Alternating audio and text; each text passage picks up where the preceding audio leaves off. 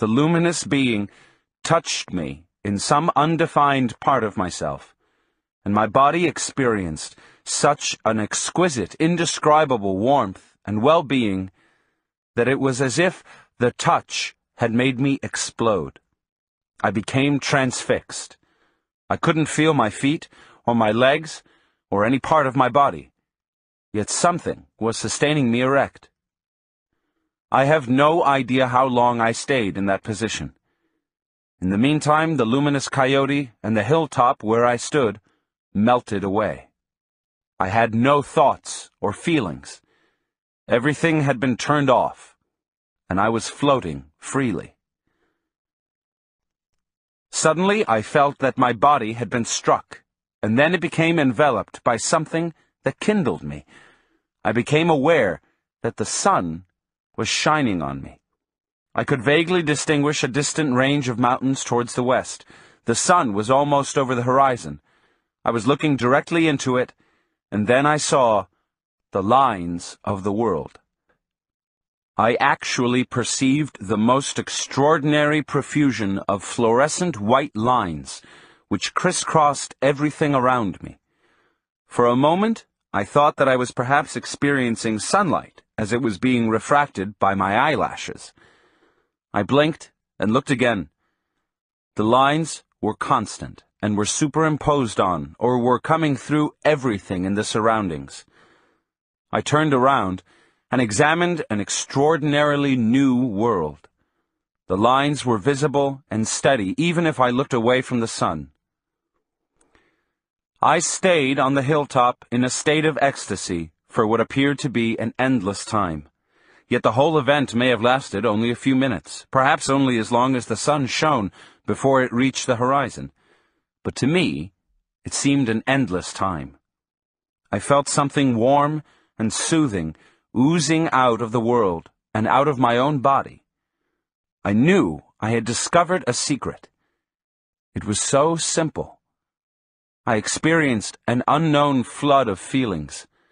Never in my life had I had such a divine euphoria, such peace, such an encompassing grasp. And yet I couldn't put the discovered secret into words, or even into thoughts. But my body knew it. Then I either fell asleep or I fainted. When I again became aware of myself, I was lying on the rocks. I stood up. The world was as I had always seen it. It was getting dark, and I automatically started on my way back to my car. Don Juan was alone in the house when I arrived the next morning. I asked him about Don Genaro, and he said that he was somewhere in the vicinity running an errand. I immediately began to narrate to him the extraordinary experiences I had had. He listened with obvious interest. "You have simply stopped the world," he commented after I had finished my account. We remained silent for a moment, and then Don Juan said that I had to thank Don Genaro for helping me. He seemed to be unusually pleased with me. He patted my back repeatedly and chuckled. "But it's inconceivable that a coyote could talk," I said. "It wasn't talk," Don Juan replied. "What was it, then?" "Your body understood for the first time. But you failed to recognize that it wasn't a coyote to begin with, and that it certainly wasn't talking the way you and I talk." "But the coyote really talked, Don Juan." "Now, look who's talking like an idiot. After all these years of learning, you should know better. Yesterday, you stopped the world, and you might have even seen. A magical being told you something, and your body was capable of understanding it, because the world had collapsed." "The world was like it is today, Don Juan." "No, it wasn't. Today the coyotes don't tell you anything, and you can't see the lines of the world. Yesterday, you did all that simply because something had stopped in you." "What was the thing that stopped in me?" "What stopped inside you yesterday was what people have been telling you the world is like. You see, people tell us from the time we are born, that the world is such and such, and so and so. And naturally, we have no choice but to see the world the way people have been telling us it is. We looked at each other. Yesterday, the world became as sorcerers tell you it is, he went on. In that world, coyotes talk, and so do deer, as I once told you, and so do rattlesnakes, and trees, and all other living beings. But what I want you to learn is seeing. Perhaps you know now that seeing happens only when one sneaks between the worlds, the world of ordinary people and the world of sorcerers. You are now smack in the middle point between the two. Yesterday, you believed the coyote talked to you.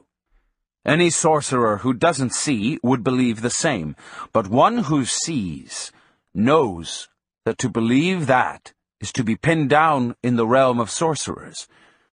By the same token, not to believe that coyotes talk is to be pinned down in the realm of ordinary men. Do you mean, Don Juan, that neither the world of ordinary men nor the world of sorcerers is real? They are real worlds. They could act upon you. For example, you could have asked that coyote about anything you wanted to know, and it would have been compelled to give you an answer. The only sad part is that coyotes aren't reliable. They're tricksters. It's your fate not to have a dependable animal companion. Don Juan explained that the coyote was going to be my companion for life, and that in the world of sorcerers to have a coyote friend was not a desirable state of affairs. He said that it would have been ideal for me to have talked to a rattlesnake, since they were stupendous companions. If I were you, he added, I would never trust a coyote. But you are different, and you may even become a coyote sorcerer. What is a coyote sorcerer? One who draws a lot of things from his coyote brothers. I wanted to keep on asking questions, but he made a gesture to stop me. You've seen the lines of the world, he said. You've seen a luminous being. You're now almost ready to meet the ally. Of course, you know that the man you saw in the bushes was the ally. You heard its roar like the sound of a jet plane. He'll be waiting for you at the edge of a plane I'll take you to myself. We were quiet for a long time. Don Juan had his hands clasped over his stomach. His thumbs moved almost imperceptibly. Genaro will also have to go with us to that valley, he said all of a sudden. He's the one who's helped you to stop the world. Don Juan looked at me with piercing eyes. I'll tell you one more thing, he said, and laughed. It really does matter now. Genaro never moved your car from the world of ordinary men the other day. He simply forced you to look at the world like sorcerers do. And your car wasn't in that world. Genaro wanted to soften your certainty. His clowning told your body about the absurdity of trying to understand everything. And when he flew his kite, you almost saw. You found your car, and you were in both worlds. The reason we nearly split our guts laughing was because you really thought you were driving us back from where you thought you'd found your car. But how did he force me to see the world as sorcerers do? I was with him. We both know that world. Once one knows that world, all one needs to bring it about is to use that extra ring of power I've told you sorcerers have. Genaro can do that as easily as snapping his fingers. He kept you busy turning over rocks in order to distract your thoughts and allow your body to see. I told him that the events of the last 3 days had done some irreparable damage to my idea of the world.